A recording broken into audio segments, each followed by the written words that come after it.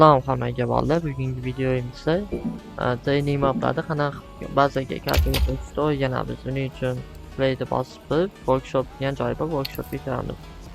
Bu yoqdan visit workshop degan joy bor, pastda ko'rib turganlaringdek visit workshopni bosamiz. Keyin batdan Steam akkauntga kirgizadi. Steam akkauntdan xohlasalaring bu yerda o'zining har xil bazalari bor, bularni tanlasalaring bo'ladi. Yoki search bo'limiga training AIM deb yozamiz. Shunaqa do'rga berganimizdan keyin o'zi har xil treyning bazalari chiqarib beradi bizga. O'zingizga yoqqanini tanlab o'ynasalaring bo'ladi. Misol uchun men shuni tanlab ko'raman, treyning AIM CS:GO'ni. Men plus ko'rganlaring deyman. Plus ustiga bosganlaringdan keyin o'zi workshopga tashlab beradi.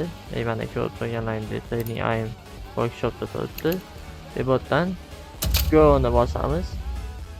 Avtomatik kirib ketadi. Shu yerdan o'zidan yoqqan treyning zonalarini tanlab, OneTap'ga AIMlarni yaxshilashga, headshotlar berishda bemalol qilib o'rgansalaring bo'ladi.